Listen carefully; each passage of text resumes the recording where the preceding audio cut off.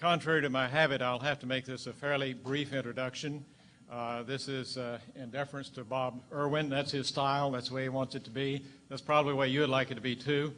I'd like to say, however, that I am conscious of my responsibility as an introducer because we have with us tonight an extraordinary artist. He is here tonight also for a lecture in the series, the President's Series, that honors an extraordinary person who has contributed so much to this university and to this city, Dominique de Menil. Bob Irwin is a guy who grew up in California, L.A., working on the notion that in our youth there are signs of our maturity. I am intrigued by some of the experiences of his youth that he has chosen to share with us. One is his passion for classic automobiles in cherry condition. Also, ballroom dancing with invention and precision. Also, days at the racetrack where he's financing a budding career with uncommon erudition. These activities in his youth strike me as showing qualities of good moves, of someone in dialogue with a worthy partner. A blend of passion and precision, an ability to balance somehow risk and control. I see these qualities as informing, among other qualities, the whole of his career.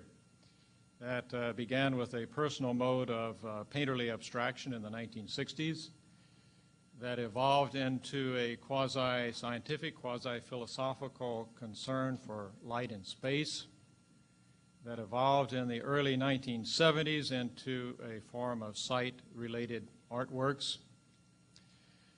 That is to say, artworks that are not predetermined in advance, but are dependent on the conditions of the site, urban or rural, wherever it might be. He was so extraordinary at this that he got commissions from communities, cities, museums, universities all over this country, including Rice University. In 1988, he was here as the Cullinan Visiting Professor in Fine Arts.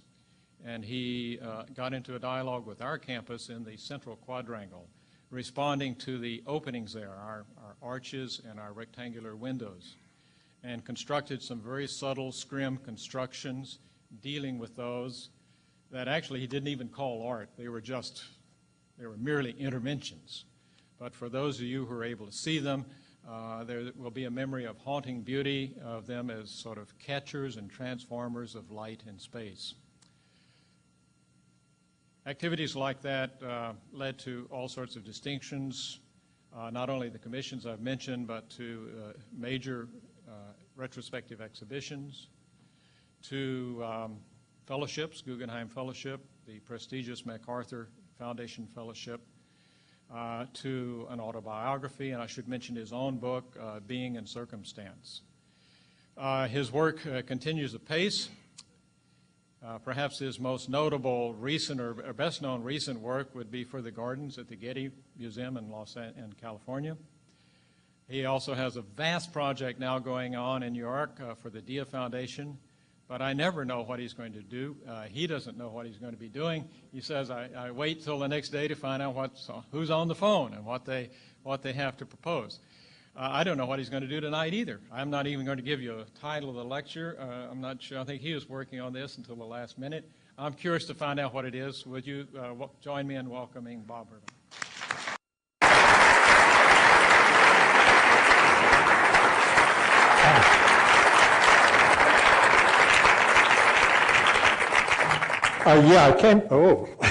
I came prepared to talk about the Getty, actually, and to sort of qualify why an artist would be asked to do that kind of a project, and in what way it might somehow qualify as art.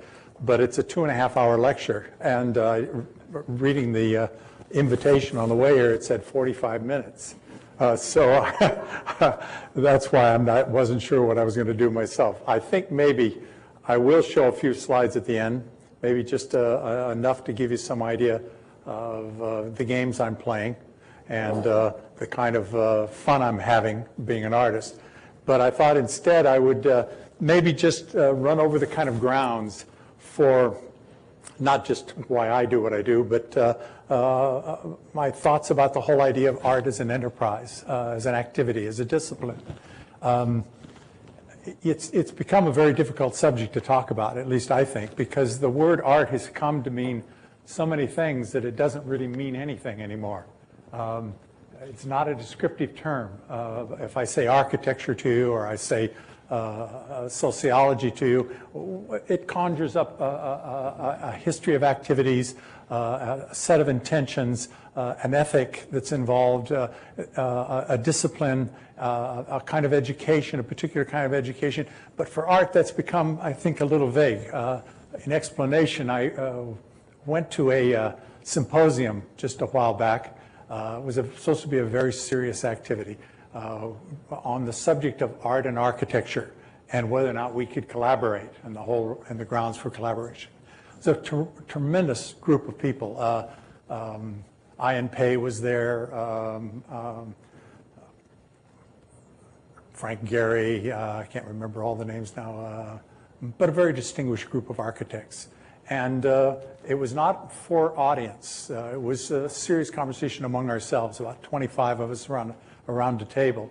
And the first activity was for everyone at the table to introduce themselves. And they went around the table, and I happened to be right at the end. So as it went around, I was really struck by the fact that every single architect, these are very accomplished people,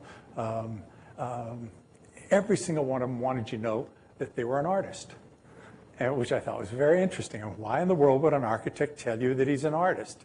I was there, in a sense, to pick their brains, as it were, to find out how and in what way we might work together. I think I was, I'm very much impressed by architect and architecture. So why in the world would they want to be? And so when it got to me, I asked the question, if architects are artists, by the same reasoning, are artists architects? And as far as I could tell, the answer is no. That being an architect, if I design my studio or I decorate my house or something much more complex is involved. As I said before, there's a kind of education, an area of responsibility, a social role, an ethic involved with being an architect that I somehow don't think that one can just take on. So my second question was, and by the way, they all immediately said, no, we're artists, and we want you to know we're artists. I mean, they insisted on it. So my question was, if you're all artists, then what do you need me for? I mean, what's the point of this collaboration thing? If I don't bring anything unique to the table, something, some reason for being here, then there's no sense for this conference to go on. Strangely enough, nobody was interested in that idea, and they went on, I went home. It's a curious thing nowadays, the degree to which it's very difficult to join a conversation, he said, as he said earlier, pseudo or what's a philosopher or something. But I found it very interesting that how can we start having a conversation about something if we don't have any kind of an agreement on the terms? And that we somehow, on occasion, need to kind of begin at the beginning. If we don't begin at the beginning, we begin in the middle of somewhere with a lot of assumptions that are not necessarily correct. In this particular case, a good example, this particular case. So I'd like to sort of run over some of the issues that I have come to be curious about or interested in being an artist. In the overall scheme of things, what is it that art actually contributes that is really unique?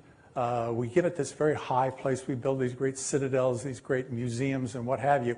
And yet, most of the time, art is enjoined in the role as a kind of illustrator of ideas or myths or sentiments, or in off cases, it's a kind of an apologist for certain positions or attitudes or religions or what have you. And I don't think that's enough. I mean, not for the kind of honors that we give this activity. It's become very mythical in a way. The problem, by the way, with the term art in the case of the architects is that it's become an honorarium. It's actually become an honorarium for things done well, i.e. anything we do well now is the art of. So we have the art of cooking and the art of banking and the art of life. And so when I say to you art, and we're going to talk about art, what the heck are we talking about? I mean, what are we talking about? So I'd like to try and maybe define a little bit more what I think the role of an artist is. This is a rather precarious thing to do. The idea of defining art, which is the one thing everyone says you should never try to do. And I maybe should take heed of one of the best lectures I've ever attended in my life.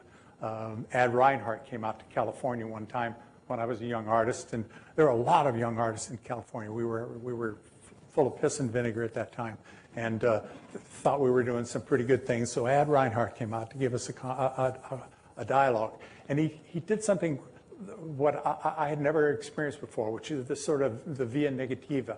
He explained everything that art was not, but never once said what art was. But as he went along, he would explain that art was not this or what have you, and someone in the room would object and walk out. And by the time the lecture got near the end, there were about only a third of the audience was still there. But at the end, you very clearly understood exactly where he stood. I mean, what his art was really about. Art is art as art, and everything else is everything else. And it was the best lecture I've ever attended in my life. But I'm going to, in a sense, go the opposite here. I'm going to try and define a little bit what it is about, and take the risk of doing the unthinkable, as it were. The history of art, as I understand it, of modern art, I should say, as I understand it, is about 200 years old, the effective history. And we are, as best I can tell, somewhere about in the middle of the enterprise. I'd say it'll be another 200 years before we find out whether or not it was a good idea, or whether or not it works, or what kind of a world it makes, or whether or not, in a sense, it was worth the doing as such. Which is why I find it very peculiar that at this point in time we already have postmodernism. I mean, I'm not quite sure how you can have postmodernism when you don't really know what modernism is or what the consequences of it is. And if you examine the dialogue, there's an old lament that's been going on ever since so-called abstract art came into being, and that was the loss of the figure. And for a long while, the lament was very straightforward. They just pissed and moaned because the figure wasn't there anymore, and they couldn't recognize the things and they loved and essentially cherished in their lives. But this is now a new, sophisticated revisionist tactic, mostly couched in the world of linguistics. It's a clever argument. It's really marvelous. But it's got nothing to do with what actually the thrust of modernism is about. So I'd like to sort of maybe try and dial that in a little bit. This history is a radical history. Most of our histories are homogeneous. That is, our most basic beliefs or our most basic conceptual structures are in place. And on the basis of their concreteness, or at least their stability, we're able to build very, very complex activities and very beautiful structures. And the more stable those concepts and beliefs are, the more elaborate and the more complex those structures can be. And it really allows us to function and to practice in the world. It's what we call sophistication. And it's, in a sense, a marvelous idea. Basically, the whole university as such, in a way, is built on that there is this collected body of knowledge. And this beautiful body of knowledge, essentially, when you come and are educated here, you're put on the cutting edge of that, which is a really nice idea. The idea of being on the cutting edge of this incredibly carefully culled body of knowledge. So the idea of a radical history is something that we really are not, most of us have never experienced. There are only a few of them, and probably in the whole history of civilization. In explanation of that, you start out with, let's say, David's coronation of Napoleon. Here's a painting that, from a pictorial reality, is absolutely brilliant. It depicts in this large hall maybe 50 to 100 people gathered for the coronation of Napoleon and Josephine, and it is brilliant in terms of its accuracy as a pictorial reality. It is so convincing that I think that it became, in a way, the standard of reality, which is maybe in part an explanation for the use of abstraction as a second-generation term, i.e. away from the standard of reality. It's interesting, if you look up the word abstract, in its originary sense, it means to be derived from or related to. It's always, it's dealt with as a duality, this in relationship to this. And if you think about that for a second, that's a perfect description of how we, as it were, come to know and how we actually function in relationship to pictorial art. So abstract, the word abstract really is a description of the pictorial reality more than it is what it has been applied to. That is this duality. Because anytime you talk to, say, a modern artist like an abstract expressionist, when they'd say, well, what is it? Which is a strange kind of question to start out as. What is it means, in a sense, take this thing which I'm looking at and tell me what it is by letting me understand it and referencing it away from it, i.e. to some system, some structure, some concept of meaning, some other thing in the world that I can say, oh, it looks like that, it's this and that. And so it goes back to that it is actually a literate question, an abstract question in the originary sense. It's still indicating that duality. How does a word like that get turned so completely upside down? The abstract expressionists would answer you that it is. That was the name of the sort of like a small book that they put out for a while. It is a painting, is a painting, is a painting. As a rose is a rose, is a rose. And they were talking about a singularity, a different kind of relationship to the actual act of perceiving. And that argument has been a marvelously kind of convoluted but rather difficult one because, as I said, like with the word art, the word abstract has become, in a sense, so convoluted that we are, in a sense, we're not sure what we say when we employ it. Okay? Going back to the David, within 100 years, we're all, in a sense, presented with a white square on a white ground. Malevich's painting. All of his friends, everybody, not only his enemies, but all of his friends said, my God, what have you done? I mean, everything we know and love and understand and recognize is gone. You've left us with nothing but a pure desert. And he said, yes, but it's a desert of pure feeling. And basically with that statement, he laid the sort of philosophic ground for the thrust of modernism. Now, that 100 years was a tremendously complex period of time. You start out with this thing beautifully put together. Why in the world would we take something so beautifully put together as that kind of reality? I mean, too many generations of too many people from too many different backgrounds, from too many different parts of the world participated in this history for it to be either accidental or incidental. Now, this is nothing I did in a way. This is a history which is very clearly wrought, and in fact, in a sense, one which underwrites basically our ideas or our concepts in the world right now. Sometimes not that clearly, but it's there. Let me give you an example of why that was not an abstraction. A simple example. When I used to teach, you'd bring students into a room. I had a drawing class, for example, and the students would come to the class, and there would be a room in which all the stools were laid out in a semicircle. They'd already made a commitment, which was something they had not even thought about. They brought with them a drawing board, another commitment which they had never thought about. They brought with them a pencil or a piece of charcoal, another commitment they hadn't thought about. When they put the board up and began to decide what they were going to draw, the teacher, me, came along and set up either a still life or brought in a figure or whatever, another commitment which they had made no decisions about. And so by the time they'd even arrived to the thing, they were, in a sense, deeply locked into all kinds of agreements, concepts, ideas of meaning, which had never even been examined. Now, in this particular case, what I would do is I'd set up two elements. One, a steel roller, very, very shiny, and the other, a very shiny piece of paper, which I pinned at the back. And I tell everybody in the room that I want you to draw exactly what you see. I don't want any cheating, any modification, no expression. I want just, if there's 3 little dots, I want 3 little dots. So everybody in the room made the drawings. And each of them come out, of course, looking exactly the same. So I asked everybody in the room to walk over to these two objects, and I wanted you to pick each one of them up. And when you did, one of them weighed 100 pounds, and the other one weighed an ounce. So I said, okay, I want you to now go back, and I want you to draw exactly what you know.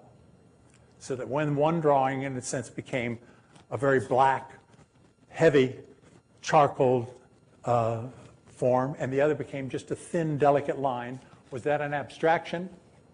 Was that a lie of some kind or another? The history of modern art through that 19th century was first, essentially, a moving away from a concept about reality, about the nature of things, And the reason they moved away from it through that 20th century is that it was not a wherewithal. It wasn't the full scale of what things are made up of, how things are understood, how things are experienced. And so the philosophic point of Malevich's declaration that there was a desert of pure feeling is that he made feelings the equal of intellect, which is actually a major, in a sense, underpinning of the whole history of modern art. Plato had said it in motion an opposite way. He said feelings were half-truths, that feelings essentially were things which were quixotic. They were always constantly changing. Therefore, in a sense, you couldn't get the kind of essence or the kind of meaning that he wanted. He wanted something concrete, something that was repeatable and predictable. He wanted something that was transcendent.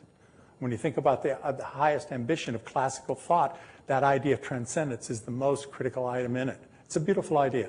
The idea of transcending our death, the idea, in a sense, of transcending our limitations, our lives as such, the idea of going beyond. It's a beautiful idea. It may not necessarily be the nature of our lives, but it is a beautiful idea. And yet, in a sense, he went so far in modern art as to turn that upside down and deal with the idea of impermanence as being equal to permanence, another kind of stepping stone of modern art. If you take that idea, and in Malevich, if you look at that history, it is radical in the sense that everything, as they said, we know and love and believe is gone. So the question becomes why, and what, in a sense, is there to replace it? Let me just read something from a man, actually just paraphrase, a physicist who turned, named Michael Polanyi, who became, I think, a philosopher in his later life, from a book he wrote called Personal Knowledge. This is sort of culled out of a whole area of things. But picture a blind man probing his way with a cane while he is alert to the feelings in the hand holding the cane. The critical distinction may be defined by saying that these feelings are not watched in themselves, but that he watches something else by way of them. That is, he has a subsidiary awareness of the feelings in his hand, feelings which are merged into a focal awareness at the end of the cane, constituting two kinds of awareness that are mutually exclusive, a from awareness and a focal awareness. There is here a particularly interesting phenomenal transformation. The sensations of the cane on his hand, the surface of the cane as it touches the palm of his hand, the vibrations, etc., are lost. Instead, he feels the end of the cane as it moves along and encounters various objects. The somatic aspect of this transformation is that the information the man gets by feeling with the cane is the meaning of the tactile experience. Subsidiaries exist as such by bearing on the focus to which we are attending from them, and are integrated one to the other by the act of a person, and last only as long as the person, the knower, sustains this integration by indwelling or living in it. The proof of this existence of two kinds of awareness comes when we try to observe or analyze how we do all this. If our blind man shifts his attention from the tip of his cane to his hand to examine what's taking place, the meaning on the end of the cane disappears, and deprived of the meaning of its actions, any description or analysis of the process is merely a description or analysis of the mechanics and not of perception or awareness at all. You know, I wake up in the morning, I open my eyes, and the world is there, totally formed. I don't ask myself, how the hell did I do that? This is an astounding thing. And when I swing my legs off around the edge of the bed and the whole world goes with me, totally, and it's accounted for, I don't wonder about how that does.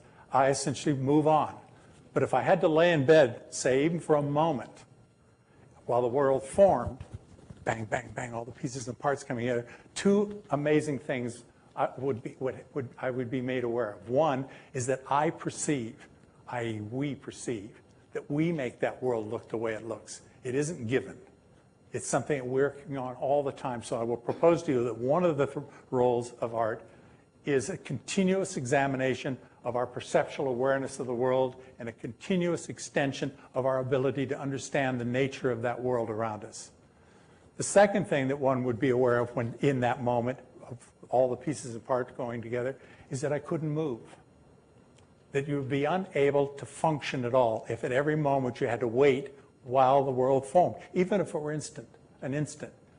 One of the marvelous things about the human being is these two, in fact, are completely separate from each other. That if I were cognitively aware of my subconscious activities, I would be unable to function.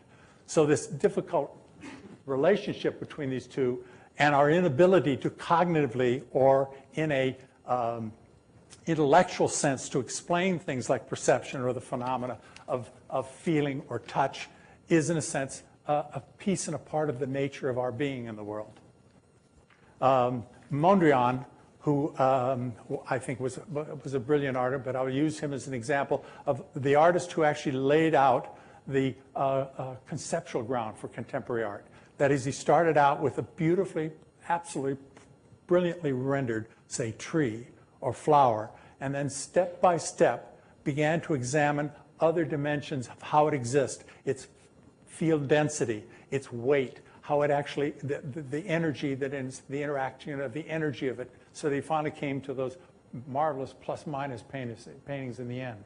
And it's a great history to see. If you ever get a chance to see a major exhibition of the work, like a retrospective as such, which I did when I was a young artist, it's worth seeing because you very seldom ever get a very careful roadmap the way he did. There's always big gaps and leaps and jumps, but he takes it from one point, one kind of perception, one kind of knowing, one kind of understanding, and takes you all the way, step by step, to another kind of knowing and another kind of understanding.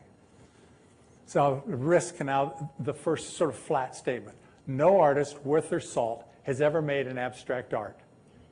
Every artist makes their art as real as possible. What's at stake here is, what do we mean by the term real?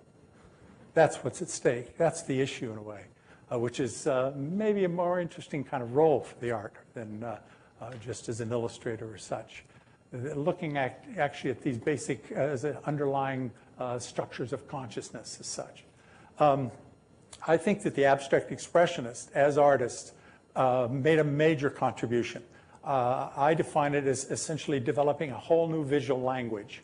You take Ad Reinhardt on one end and Jackson Pollock on the other end, and you have, in a sense, a full range of a whole other way of looking at the nature of just the elements themselves.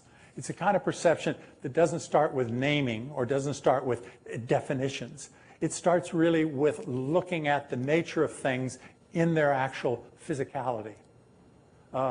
Give you a simple example. I see a wall. The wall is curved. The wall is rough, and it's red. Okay. A cloud passes over, and suddenly the wall appears to be flat.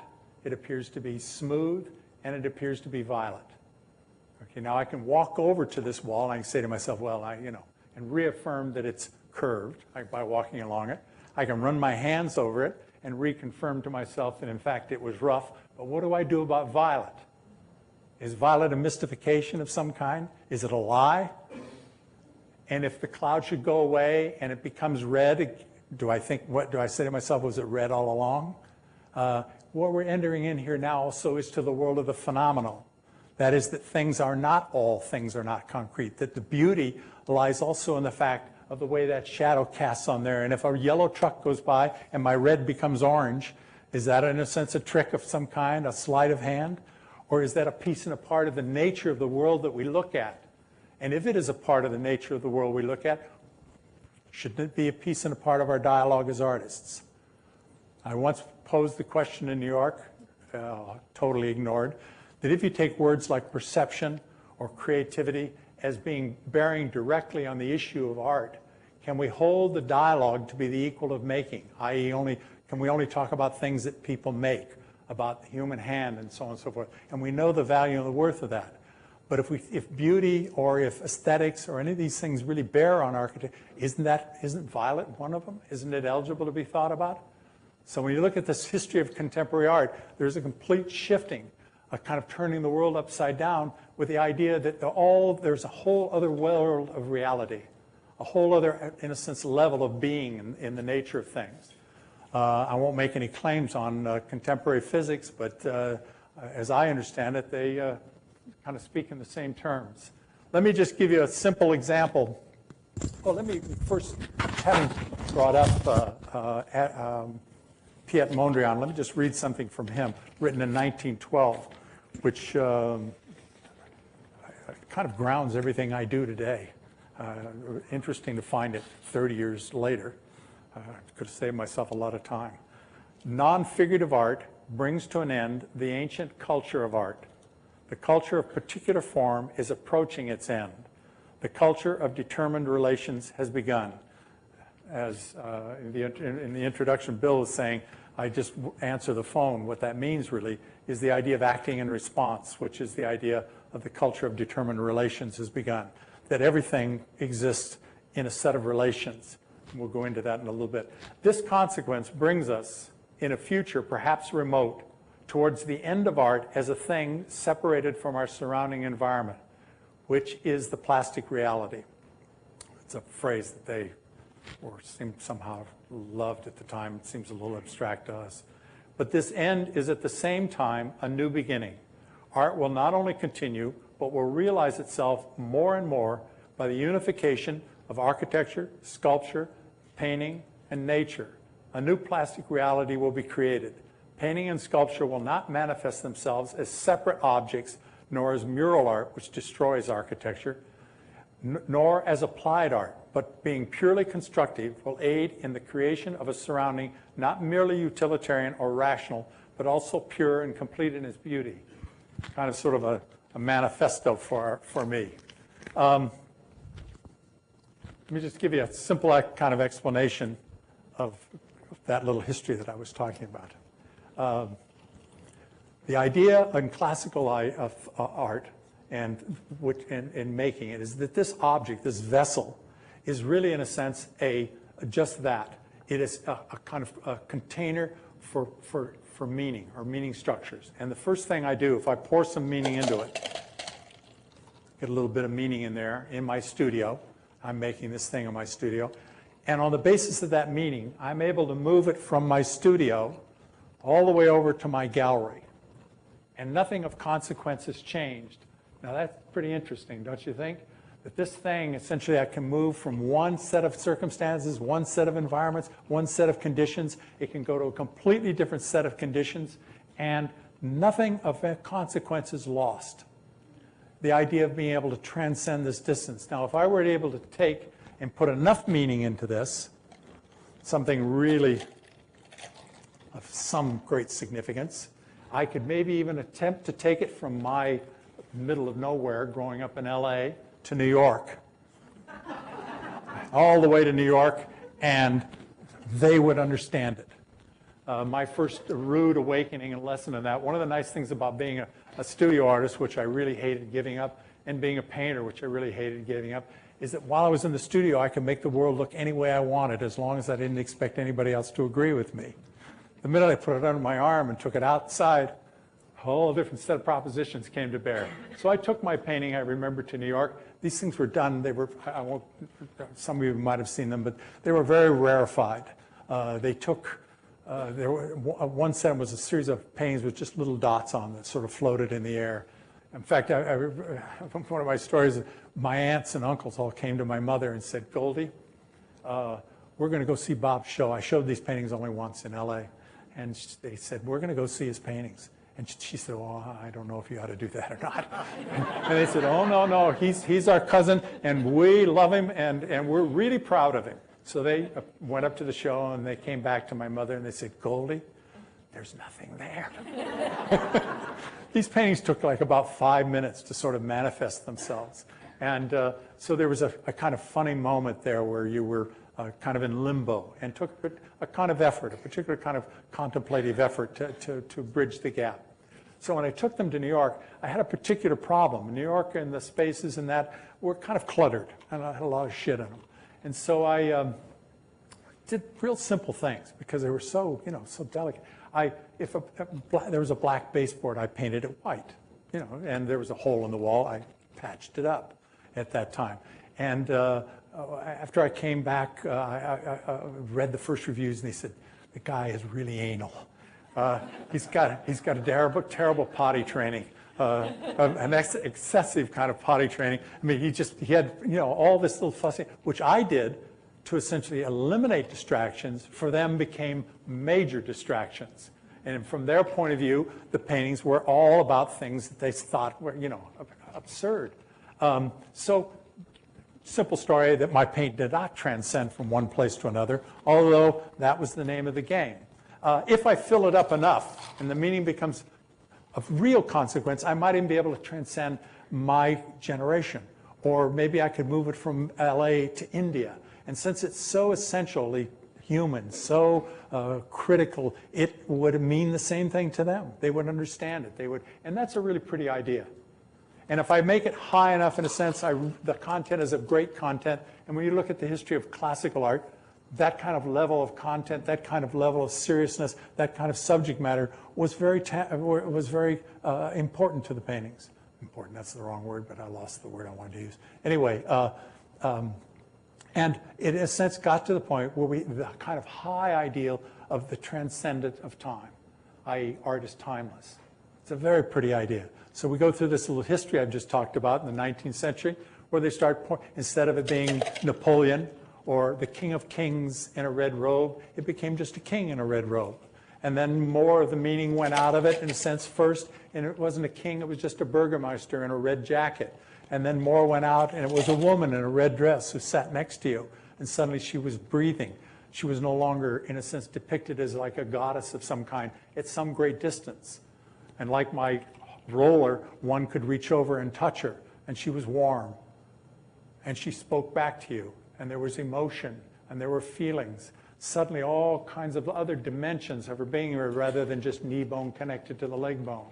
And so the idea that an artist suddenly made the line not quite anatomically correct, but rather, in a sense, with a flow to it, creating a kind of energy, a kind of liveliness. The figure, as you see it in the model standing on the stand, in fact, isn't really that way. They move. And so if you take essentially, and you pour the meaning out further until we have, in a sense, just a red cloth on a table. And then finally you pour more of the meaning out, and it finally becomes just red, as like my red and violet.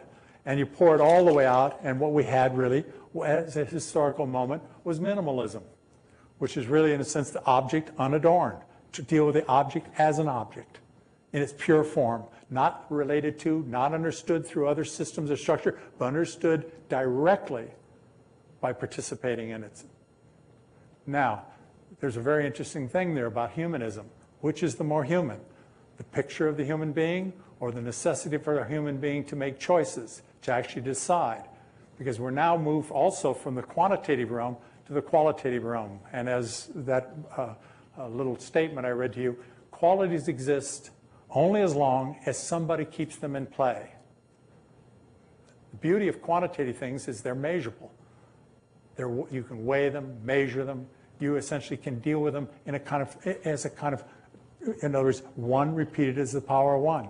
But all of a sudden here we are, in which this thing now, once it's become minimal, it now has to exist in the real world. Suddenly it is affected by its circumstances. It is no longer independent from them. I can't move something from one place to another without everything changing. It's like turning the world upside down in a funny way.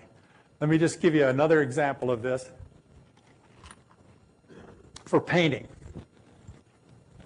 since I'm still a painter in many ways at heart, I'm supposed to pull this thing over in the middle so that the camera can see it.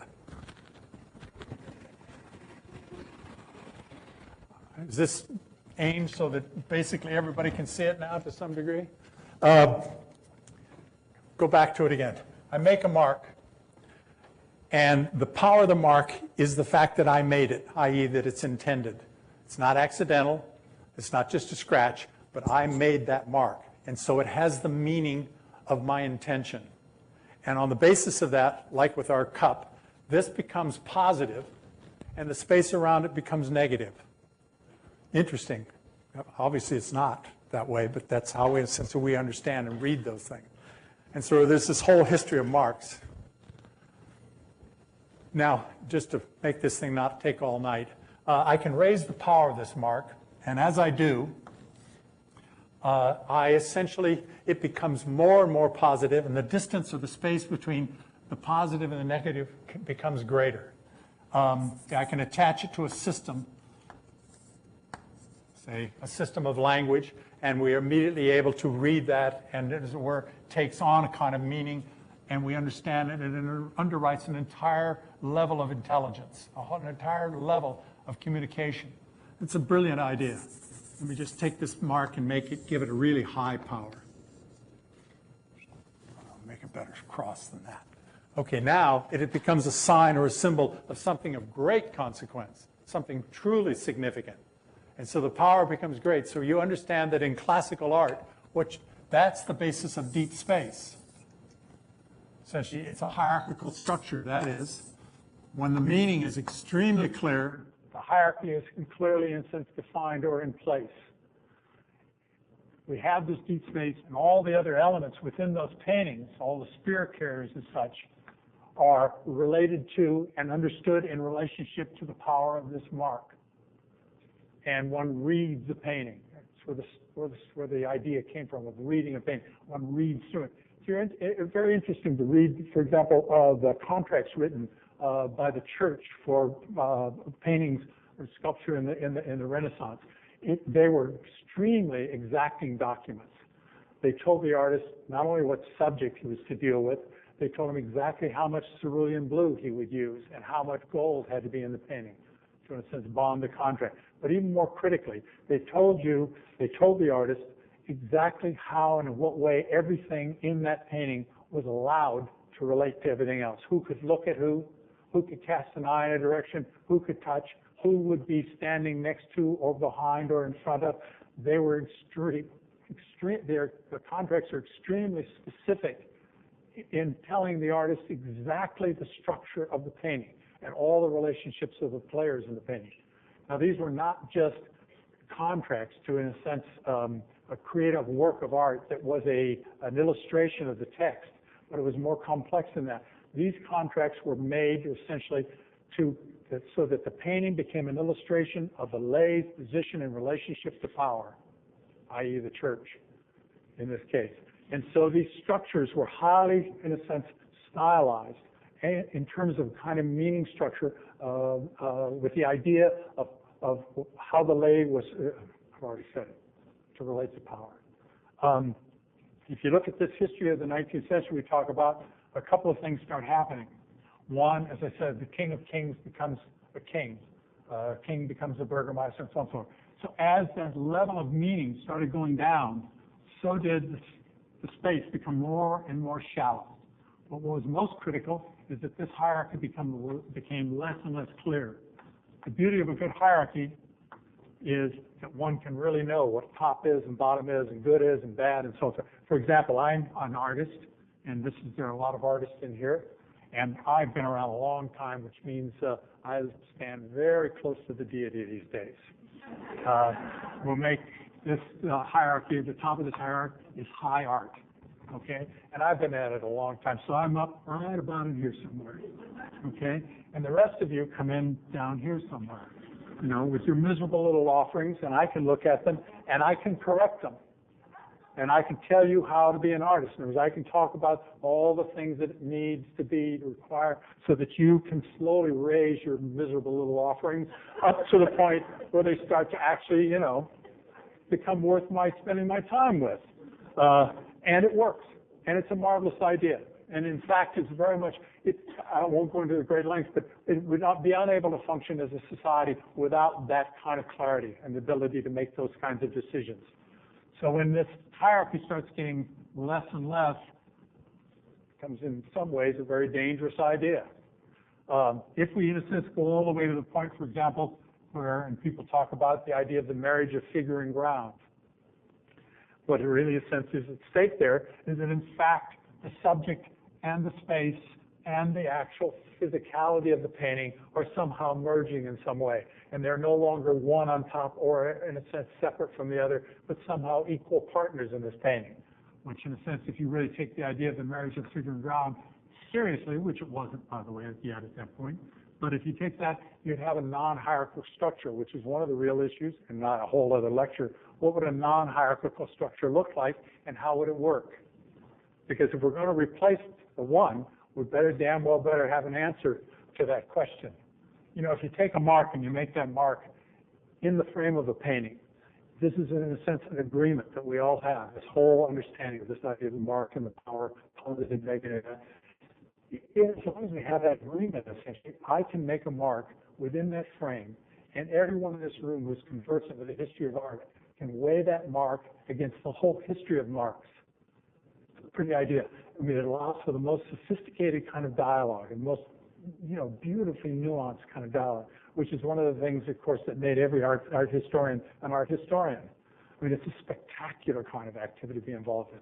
If you break the whole thing down, and I didn't do this. I mean, this is already a piece of part of our history. You break that whole thing down, in the beginning what you have is just this crude in and out.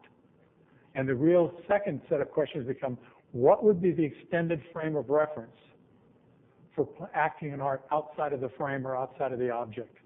If you can't answer those, then you can't play the game out there, because it's absolutely critical that we're able to make all those necessary judgments.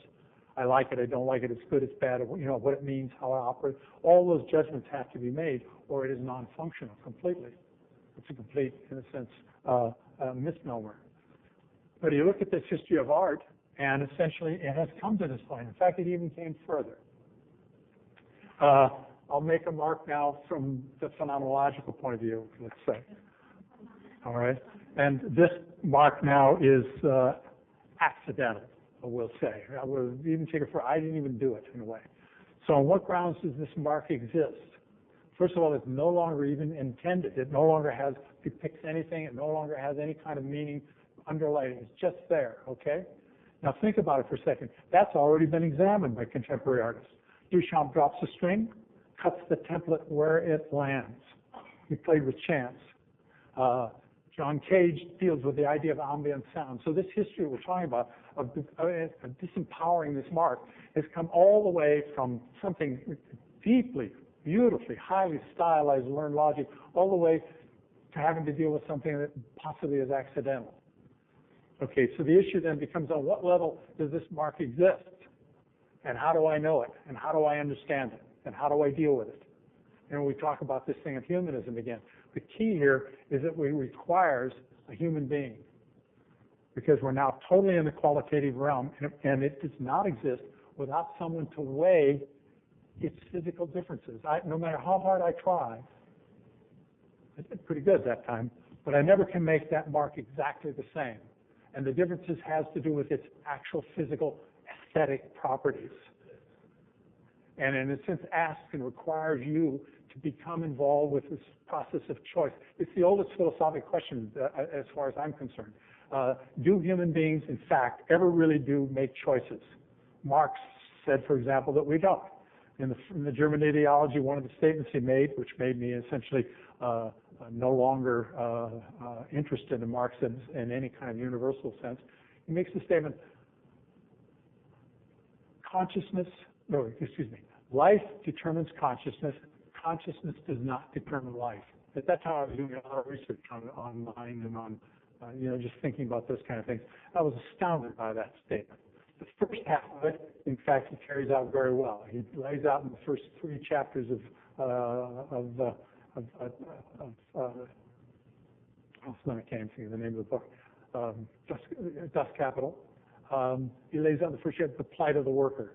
And he explains very clearly the need and the desire for the kind of philosophic position he was taking. And in fact proves in many ways the whole idea that life, in effect, is determined by social forces. And we know that to be true.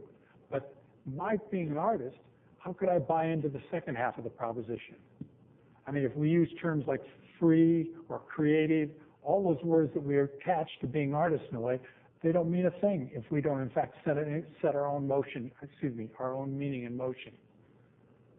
And so the idea of human beings making choice, at least on some level, to some degree, if we don't make choices, then there is no such thing as art as I understand it. There is no such thing as freedom as I understand it. So this idea that the figure, in a sense, became representative humanism and the loss of it was the loss of humanism, to me, is a simple lack of understanding of what was going on here. The humanism of that type of humanism is replaced by this idea of choice. The idea of somebody actually making a tactile, aesthetic choice about the value of something based on its presence. And so it's not a mystical, tristical word. I mean, the question is, do we do that? Can we do that? And what does it mean? And how does it change the world we live in? If I take this, in a sense, this world here we have a world in which 1 repeated is the power of 1. Makes good sense, works real well. Here, 1 repeated is never the same. If I try in this world here, I make a mark, I'm also able to do a couple of other brilliant things. I'm able to make a frame around it. Positive, negative. I can even go so far as to put a gold leaf frame around this thing. 3-dimensional and real gold. And it is simply on a hierarchy of meaning, it is meaningless. And so therefore this in a sense dominates. So we have a world in which we have a positive, negative with a beginning and an end. Over here, no matter how many times I repeat the mark, it's never the same. And if I try and put a frame around this, it doesn't change. This space, which never was negative, was always there, is suddenly there. And so I have a positive in relationship to a positive. And if I come to this, well, this might be more interesting or more demanding in some ways, it is no more real. So what I have, and if we take the idea of the marriage of figure and ground seriously, suddenly, if I do it here, why don't I do it here? If I do it essentially conceptually, and everybody's honored this idea of analytical cubism. It was a great period in art. Picasso is considered one of the great artists. It maybe was the singular most important area of painting in his life. And yet, to a great degree, we still resist understanding what it was that it was all about. It wasn't about guitars on tables. It was about this whole idea of changing the entire structure of how we look at something. So if I try and make a frame, I don't get it.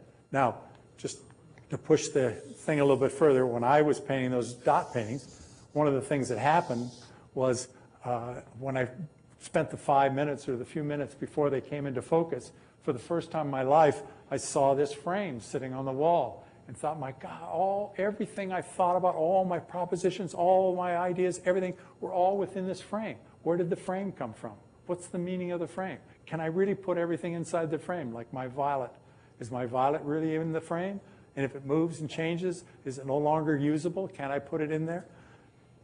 The shadow that was around there of those paintings suddenly made itself very paramount to me. I saw the shadow for the first time. And I loved it because it's the first time I became aware of and in the world of the phenomenal. The shadow, in a sense, from a quantitative point of view, can't be weighed. It can't be measured. And if I move the light slightly, it would disappear altogether. So from a quantitative point of view, the shadow doesn't exist.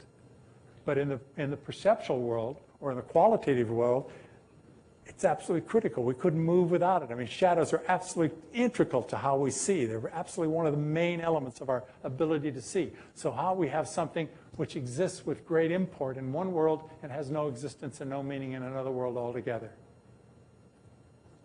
Nice, huh? So now what we have essentially is almost like two cosmologies. We have one cosmology which is positive, negative, with a beginning and an end.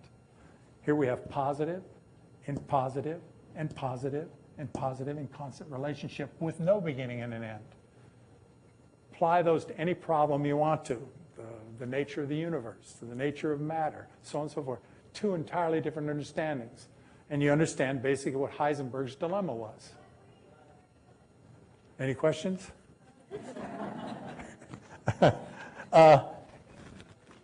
Let me just give you a couple of examples of what I've been, the kind of games I've been playing, just to give you, kind of put some tooth on this conversation. Why don't we flip on this, turn the lights down a bit, and I'll flip this on. I'll just show very, very, very briefly 3 projects and the degree to which I'm trying to address the problems and the issues that I've raised there. Basically, that's what I've been doing for the last 50 years, I got an incredible legacy from the abstract expressionists. I started out being an abstract expressionist by imitating them. I wanted to do that kind of painting. I loved it. I thought they were great artists. And I painted those paintings. I tried really hard. I was fairly good at it. And so, in a sense, I looked around, and that became a kind of form of not just imitation, but a kind of way of honoring them. And I thought about it for a while and realized that that was not really, in a sense, the way that is what really makes the second generation. The second generation abstract expressionists, I probably can't think of a name right now. They disappeared so fast that it's almost like, it's a mystery, sort of. They were gone. The second generation, the other way of honoring a first generation was what I called pop art. Pop art was the perfect, in a sense, extension of abstract expressionism within a cultural sense. It was a process of actually taking an idea which seemed abstract and was obscure and essentially illustrating it so that we could assimilate it, in a sense, as a larger group of the public. What they did was to take an idea, i.e. the total meaningless, this idea of total meaningless that I just illustrated, and they essentially put it into the old context, which was a pictorial one, i.e. Campbell soup cans illustrated so that you could recognize them as Campbell soup cans, but in a painting. So we suddenly had to deal with the issue of why the hell would an artist paint just dumb Campbell soup cans? You know, I mean, suddenly we had to struggle with that issue. In abstract expressionism, people were not aware of or not able to understand this issue of what we're talking about here, this total flattening of the hierarchy in a way, and essentially taking out all the meaning structure of a painting as a way of entering into it. So pop art was a legitimate extension of that figurative tradition as a part of the innovation of the idea into a broader cultural understanding. The third way that one can respond to a generation like the abstract expressionists is this whole set of questions I've been raising here. Basically, it was embedded in that work. And once I realized that, I'm still, in a sense, an abstract expressionist because I'm still struggling with all the questions that they gave me, which are great questions, great set of questions. Okay, now we turn this thing on, right? I got that part done right.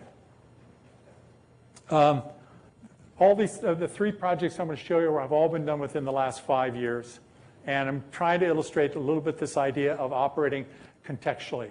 That is, I don't have a studio. I don't work in the studio. I loved being a studio artist. I hated giving it up. And there's some real losses here. And I must say also that I'm over my head all the time. I'm always doing things I've never done before, don't know how to do. And that's both hilarious and frightening at the same time. So each of these is a response to a set of circumstances, a rather, in a sense, interesting set. In this particular case, it's a museum in La Jolla. It's a house that had been converted into a museum. And this particular view was so arresting that they just simply never were able to wall it up and make it have museum walls so you hang paintings on it. So it's always been this very problematic room that you've come to. And over the years, I've gone to this museum a lot of time. I've lived in San Diego for the last 10 or 15 years. And I would come to the room and respond kind of the same way. It's just, it's just this marvelous, overwhelming kind of view. And I'd hear people say, oh, this is the art. After going through all that dumb abstract stuff, and they say, oh, man, now look at this is the art, And so I looked at this room for a long time, and they asked me if I would take this room on. They never really were able to do anything with it. And so I spent time there, and I didn't have the slightest idea of what to do. This photograph is somewhat misleading. It looks like a trick of photography, really, but I used the oldest pictorial device as a kind of focusing element. And what I did was to cut 3 holes in the glass.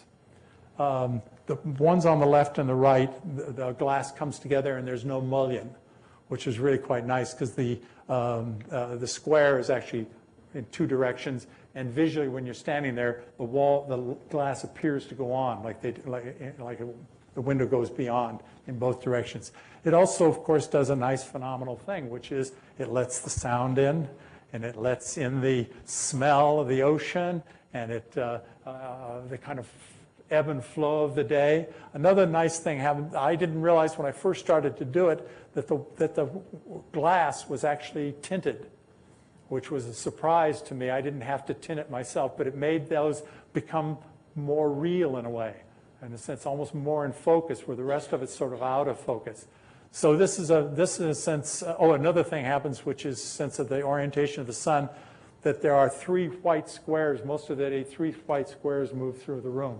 The light passes through the room, so there's this kind of activity in it. So this particular thing is kind of a West Coast sort of art, where it takes 10 of us to screw in a light bulb, that really kind of very simple, almost non-effacing, nobody did it kind of gesture in a way. And it just suddenly creates something which is, I love this piece. It just, it's so overwhelming, and you have no sense of the magician's hands in a way. It's all really about the experience of it. You're not aware that there's a maker or that there's really art in that sense at all. So it's a fairly simple, and every time I go to New York to do a piece, I always want to do one like this, because it'll just piss them off really bad. And every time I get there, it never works out that way. This is a piece I just did at the DIA in New York. Terrific invitation. It's for me like visiting an old haunt in a way. I did installations all through the 70s and into the 80s, none of which exist. And so the idea of actually doing a piece in New York, which stayed up for a year, was a great invitation. It's actually stayed up now for 2.5 years. They just sort of kept it. And it's a little hard to describe it, but it's. I started out with the idea of, like with the La Jolla, to do one clean, simple, knock 'em dead gesture, But the room just wouldn't lend itself to it. I struggled with it and struggled with it and struggled with it. And finally, the thing became the opposite. It is extremely complex. There are 18 rooms. The rooms are all 17 by 17 by 17. And the walls between the rooms are made out of this scrim material, but they're made like 2x4 stud walls. There's like 2 layers, so it's a wall. The doors are all at the corners, which allows the fluorescent fixtures to be affixed on each wall. Every single room has a different set of colors. It was an amazing experience for me to find this palette. Everyone kind of speculates on these things as being high-tech in some way, and they were really more like a cottage industry. They're made by just simply wrapping theatrical gels around them and taping them at the back. Had about 9 helpers in a room, and I worked for 2 years on this, because the problem with color and light is, for me, was that it always had the same physicality to it. That is, it always had the same weight and the same field density, which is very thin, actually. And I really rather, being a painter, came from a world in which I liked color having some real tooth to it, some bite to it, something gritty. And so I started layering these things. In some of these cases, the middle section has maybe 15 gels on it, which by all measurements means there's no light coming through there at all. But in fact, there is enough light that you have this really rich, deep, sort of almost muddy color. And then I sting it with like a little sharp piece of color next to it, and then an opposite maybe. In some of these, the middle, say, which is dark brown, is the final piece of the gel that goes over it is a very pale orange, or say a blue, so that the ambient light in the room reflects off of that surface. So you're looking in many cases at what is really a brown color, but the ambient light is blue. Or you're looking at a green and the ambient light is orange. So there's this kind of fugitive color there that you can't put in the world. You can't figure out where it is. You have no source for it in a way. I built these colors for 2 years in a garage in San Diego, experimenting. Finally got them up to the level that I thought were good enough. Got them to the place, put them in there, made one of each and started making them, and none of them were good enough. I had to start all over again and remake the entire set of colors for it. Afterwards, it bothered me, this thing. It bothered me in the sense I was uncomfortable and I wasn't quite sure why. I couldn't figure out what was bothering me as such. And it took me a month or a month and a half later to find out that I'd finally done something I'd been talking about for 10 years. And I didn't do it cognitively, I did it totally, on some subliminal level. And that is, the thing is totally non-hierarchical. It doesn't make any difference where you come in or where you enter. There's no beginning, there's no middle, there's no end, none of those sort of normal structures, no idea of conclusion as such. You can be in there and it doesn't make any difference what direction you go, or in a sense in what order you go through it, or how many times you go back and forth. For that reason, it's nice to finally put your money where your mouth is for a change. I think it's up until June. It's still there. And as I said, it's extremely complex, has a lot of kind of intellectual underpinnings to it. The thing is very structural on one level, and yet, as I say, it's a non-hierarchical on another. And this is a project, the third project in there. There's actually 4 projects, but I don't have any photographs of the other one yet. This is the Getty Garden. Again, an incredible palette. I mean, for a painter, a garden, when you think of it from a painter's point of view, i.e. not in names of flowers or whether they'll grow or not, which is the irrational place I began. The fun thing about it is to start, here's this, I mean, the color in flowers, where it's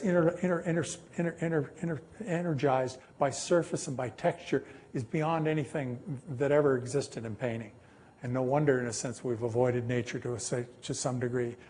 It's a brilliant thing. Also, I didn't like the idea of it having a kind of formal structure to it. I really wanted to weave it like this, sort of like a tapestry, sort of woven together. I was told that that was really not doable. And we've been working on it about 3.5 years now, and we're kind of getting there now. Just to go on this a little bit. It was built in a very highly structured architectonic setting, so that everything in the garden begins with a geometry. But the name of the game was how to get you from that level of the geometry and the scale of the building, which, by the way, at the top is almost on a living room scale, to get you down so that you could look at one flower, which is spectacular, knock your socks off, and to get you down to that level of intimacy. So I start out that you're way up above on the kind of like this, looking down. This is the garden in the winter, on the very first winter. And there's this sort of mesmerizing path that takes you down. You wander back and forth across this stream that's down. This is even before it opened. The water's not even running. Back and forth across this stream. It's a small garden. And so it was very important to sort of layer the experience. Every time you cross over the stream, the look of the water is different. The first time you cross over, you don't see the water at all. The stones are very large, which, by the way, is approached as a piece of sculpture. I went out in the mountains and picked every single stone, marked it, brought them down like a big jigsaw puzzle, laid them out on the ground, and just stood there with 2 120-ton cranes and said, okay, move it to the left just a little bit, and put this thing together. So when you cross the first time, you don't see the water, but you hear it, and it's a very deep, very throaty sound. It's different on both sides. The bottom of it, in other words, you change whether the water drops on water or drops on or ripples or runs over. You make a rough surface or you make it course through. You can change. It's like tuning an instrument, so that every time you cross this stream, there's a different sound on both sides, and the quality of the water and the character and the look of the water changes. At one time you don't see it. The next time, in a sense, it's welling up and spilling down. The third time you're walking through, it's coursing through between. A fourth time, it's actually dropping or falling. The last time, it's running. And so it's like a musical instrument all the way down. Every time you cross the bridge, the quality of the plant material is different. The first time you cross, it's low to the ground as a kind of a series of very soft gray greens with a slight pinkish color to it, and then a real strong kicker orange to it to enliven the kind of grays. The second time, the grays, and I won't go into all that, but the idea that as you go down, it's a kind of layered experience. This is arriving sort of, this is still early in the thing before it was grown, arriving at the plaza at the bottom. The big elements in the background are, the upper part of the garden is this real strong zigzag. The bottom part you'll see is a series of circles. And to get this thing, the two to stitch together, these elements become like almost like the thing that locks them, these two disparate geometries together. So it was important that they be large. This was a very painful thing for Richard Meyer. These things, this again is a photograph early on. These actually have bougainvilleas growing up in them, and they will eventually be like large bowers. This is them built. This is that idea of geometry I was saying. These are built out of rebar, which is the cheapest material made. And there's 55 one-inch rebars going up, and they go out to only a certain point there. You can see where they stop. And then between them, a 3/4-inch rebar that comes up and goes all the way out. They'll eventually have the bougainvilleas. You can see it starting to grow up in there. This is when theirs are not even finished construction. And there'll be huge bowers of flowers. As you know, bougainvillea gets this huge mound and mounds up. There are 4 different colors of plant material in there. That's the prototype for it, a mocked-up photograph to show them how the thing would eventually start to look. This is the plaza, which one of the things Meyer did, he thought he was getting even with me, was to give me the responsibility for accessing the entire building in a fire or something. So everything in this thing had to be legal code, lit 1 candle foot every foot all the way down, and there had to be a refuge. So the plaza is actually the refuge. You can see that the plaza is at a level so that the wall on the left is actually the same height as the plaza. So when you're standing there, you're sort of looking straight out. I should say that the contract in this case, because they weren't sure that I could pull it off, so they wrote into the contract, just in case I couldn't pull the thing off, that I would deliver them 3 sculptural objects. So the stream is sculpture object number 1. The bowers that you just saw was sculpture object number 2. The bridge here is sculpture object number 3. This is a wall that built out of carnelian granite. It starts out straight up and down on the far end, leans back to 5% at the corner, 7% on this side, 23% as it gets to here. I only had enough money for like a brick technology, and I wanted to articulate it. I wanted to be more, richer than that. And if you'll notice on the edge there is the illusion that every one of these blocks is like a big, almost like bigger than a railroad tie. So that having to do with the weight of the material, it just wouldn't look right in a kind of thin sort of brick look. The center element tilts back, and although you can hear the sound from up here, when you start to move around into the lower part of the garden, you don't hear it until a certain point right about in the middle of that photograph, and then suddenly it comes on like it's just been turned on. This thing acts as a kind of and it's been tuned to the way in India they do chatters. That idea of just tuning the sound of the water. The pool at the bottom, for a long while, I'm not going into this project at great length, you weren't allowed to go down there. The garden was too small. I was trying to capture this lower part, and for the first year and a half, I was losing the argument. So I captured the lower part, but you weren't allowed to go in. So I made a pool in which there's like a planter in the middle of it. Again, sculpture number 4 or 5, I forget now. Sculpture number 5, this is basically a planter. It's a maze in which the azaleas are planted in this entire set of rings here, and the water, all the paths are water. This just shows you again the kind of sculptural element of it. It ends up having a metal edge on it, and the azaleas sit 1 inch off the water so that they look like they're standing on the water when they're finished, which I don't have a great photograph of yet. Where am I here? This is how the azaleas will be cut.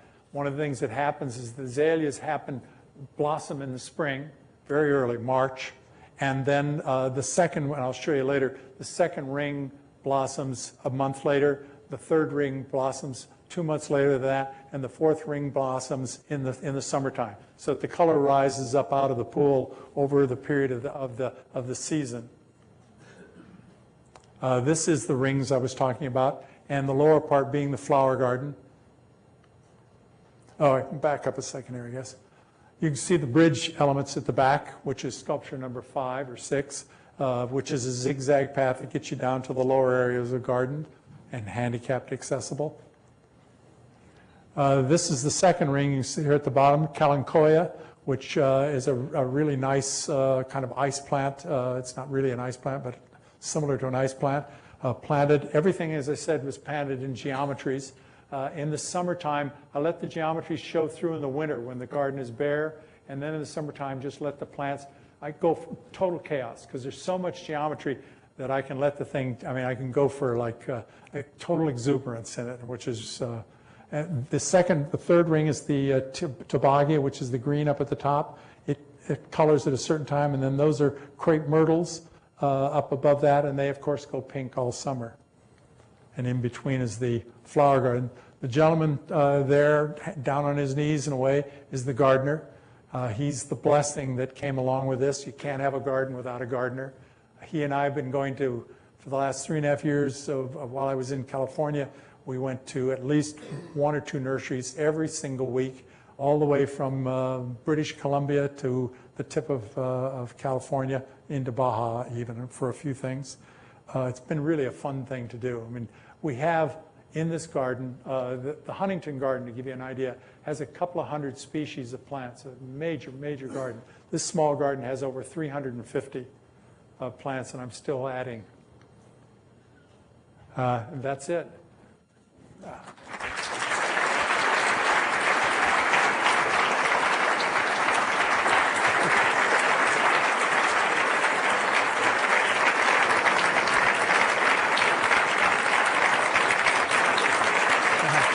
Thank you.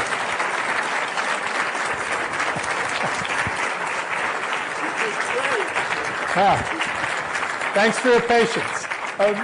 And just in closing, the thing about being an artist and being caught up with the kind of adventure of pursuing the quality of questions, more so than pursuing the quality of answers, is an incredible, really fun thing to do. I mean, being an artist is a kick in the pants. It really is.